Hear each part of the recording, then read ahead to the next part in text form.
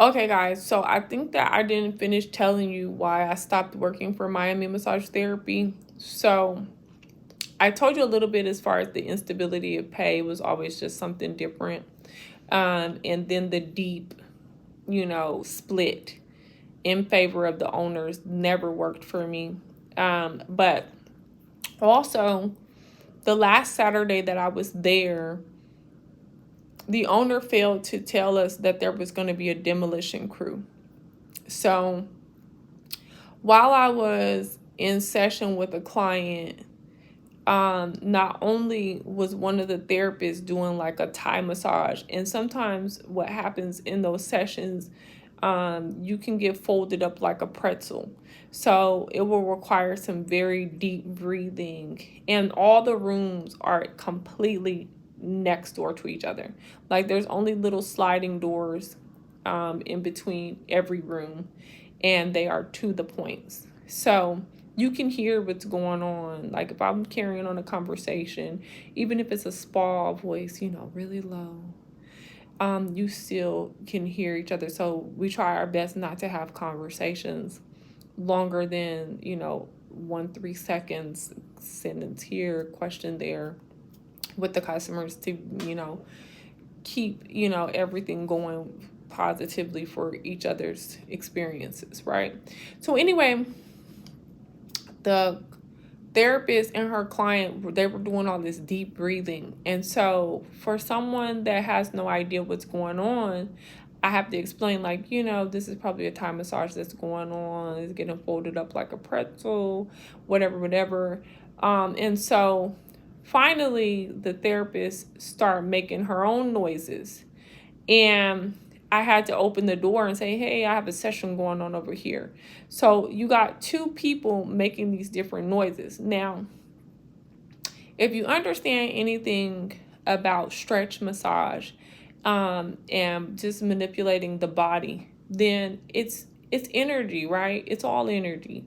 So a client can be going through whatever they're going through and expressing themselves, oh my God, whatever. And then the therapist can start with the deep breathing as well, because they're using a lot of energy pulling that out of you and pushing and and so it can sound of a sexual nature.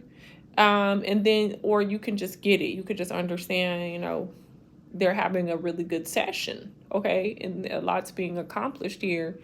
Regardless, after that settled down, then the next thing you know, those crazy drills, the ones that they break up the concrete sidewalks with, that started going off in the building. So initially it was just like 5 seconds, then 10 seconds, then a full blown couple minutes of it. And the client I had was a corrections officer. He was visiting from Baltimore. And when he came in, he already had like this brick wall of a back. And I had said, like, what are your thoughts about CBD, or can we do, and he was open to that. And then as I continued to work on him, like, I really needed to work in his feet.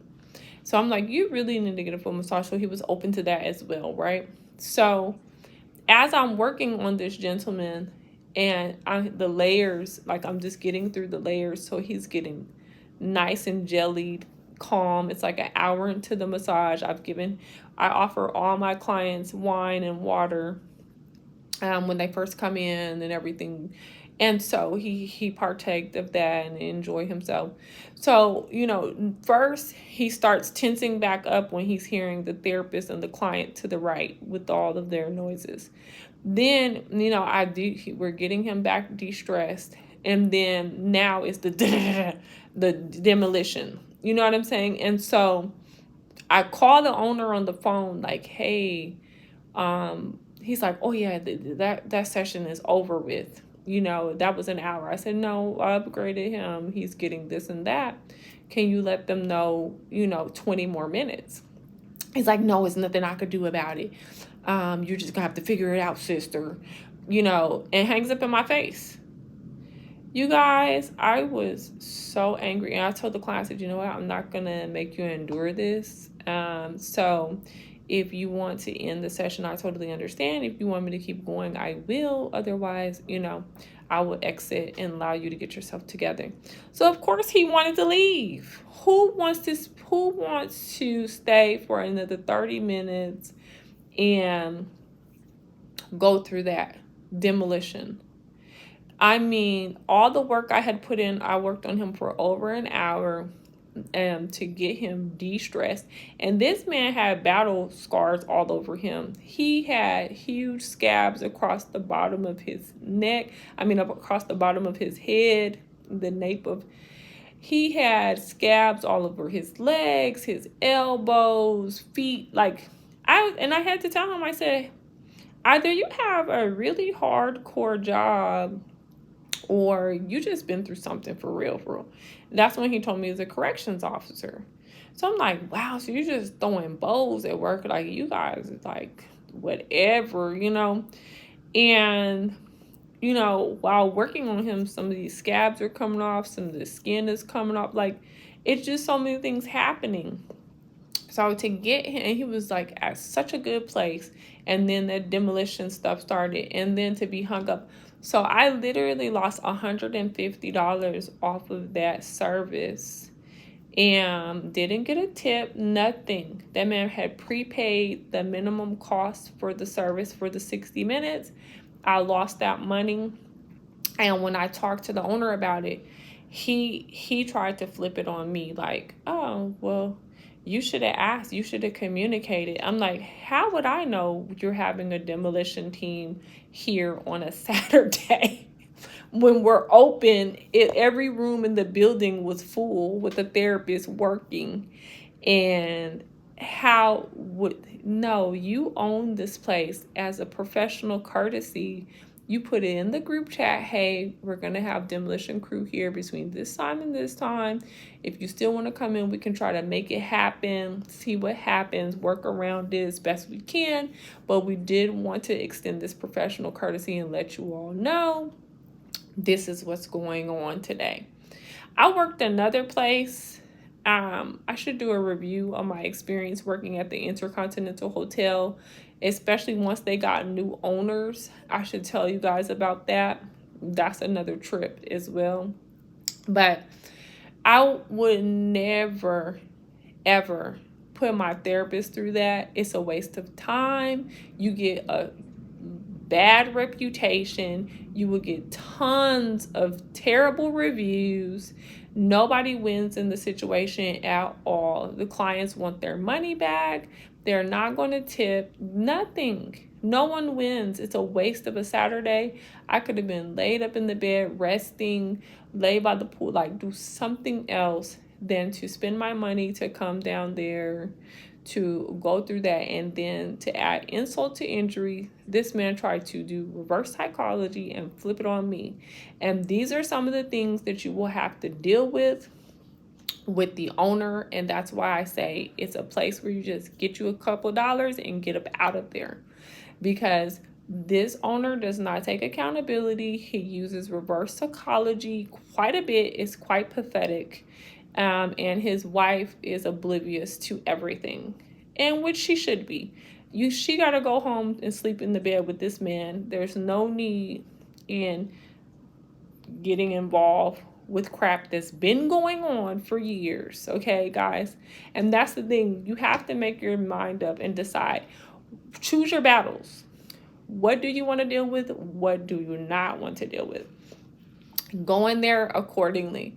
If you take a job as a therapist and you're only going to make $17 an hour, you better be out of there 30 days. Don't stay anywhere making $17, $20, $30 an hour. Don't you dare.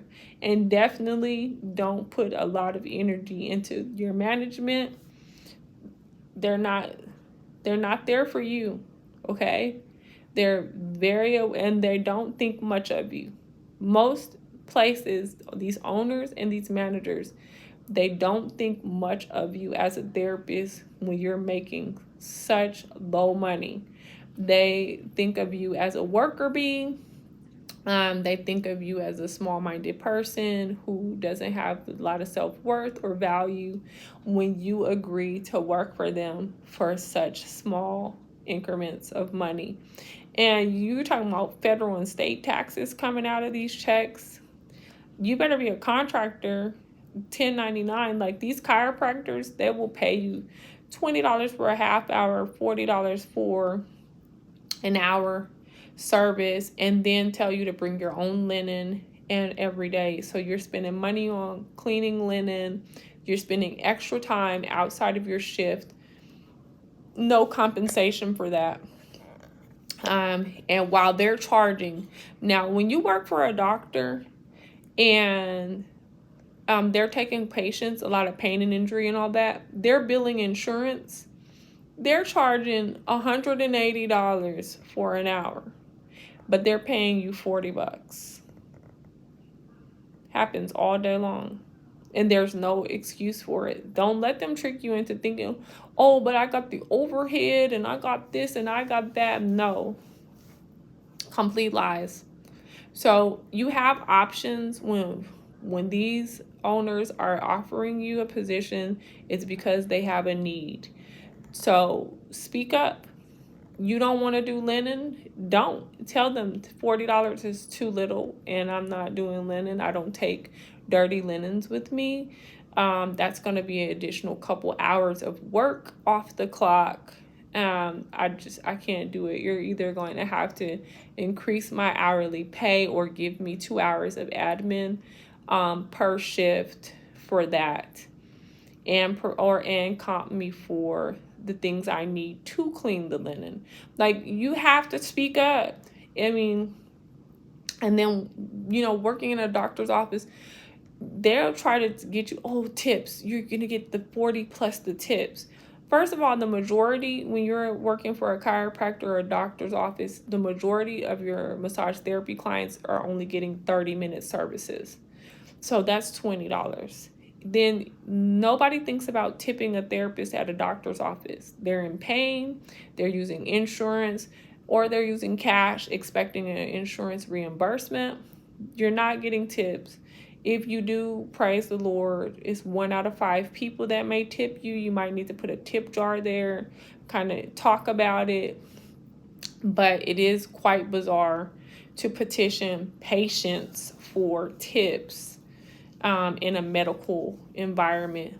It's weird. Even at when I worked in medical spas, they paid me very well because we're not getting tips, you all. It's a medical spa. These people are post-surgery, pre-surgery.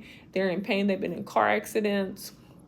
Whatever's going on, they're coming here to get help. They are not here for a spa experience. Like, oh, I'm coming here to get, the peaches and cream foot massage and all of these wonderful things, which are very therapeutic as well. And I highly recommend them, but it's not the same. And so don't work for medical professionals and allow them to play you. Just like when I worked at medical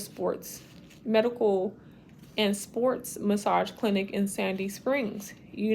Every time, get everything in writing before you start working. Don't allow them to bring you in the same day or the next day and you have nothing in writing. They'll tell you 50% and you get your check and it's crazy. So anyway, guys, that is why I'm no longer there. And those are things to consider across the board. When you're working somewhere, you really need to figure out, how hard am I going to work here to meet the needs that I have? If you need $5,000 a month to cover your bills, that means nothing extra, just to cover your bills, then you cannot afford to work anywhere for $20 or $40 per service. And especially not in a healthcare setting where you may see 30-minute clients all day long. And that means if you saw 8 people, you only made $160. So if you come in 5 days a week, 10 days, 2 weeks, right? That's only $1,600. And then you minus your federal and state taxes if you're a W-2, or if you're a 1099, you got to take care of taxes at the end of the year. But period, if you're a 1099, you're still only $3,200. So you're putting yourself at a disadvantage, only having $3,200 a month, and then you still have $5,000 in bills. And we're forgetting to factor in the cost of being a therapist every single day, bringing your lunch, bringing your snacks, bringing the products that you need to do your services. Regardless of what these people say that they're going to provide X, Y, and Z, there are things that you need as a therapist that they're not going to provide, and you can try to talk about it and get them to order it and all that and waste a lot of time. So if you're a therapist that needs to make $5,000 or more a month, then you need to be making $80 or more per service. And then the reality is you cannot do 40 hours a week of massage therapy. It's not healthy. It's not wise. And it's just not good for you. So healthy, 25 hours of massage, that's it. That's a maximum. That's full time. 15 hours is like part time. Stay in that zone. If you stay in that zone, you'll be healthier, you'll be happier, and make sure you're getting your $80 minimum an hour, a massage hour. If you have to do things like take care of your own linens, petition for admin hours. Ask for that. Ask for $15 an hour for a couple of hours a day to get your linens done, to restock, to sanitize, whatever it is that's taking up those couple of hours, because you're going to do that work regardless. If you don't talk about it or not, you're still going to be doing that, prepping your room for the next day, sanitizing, getting, going and getting the things you need, smoothies, rub downs, your own massages. If you work somewhere that doesn't provide massage, and let me tell y'all something else. This whole thing of swapping services or getting a discount where you work, good luck with that. It really is not real.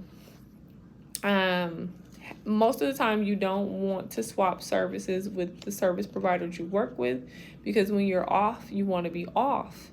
You don't want to come back up to your job to utilize services from other service providers. That's just not something you want to do. You want to be off.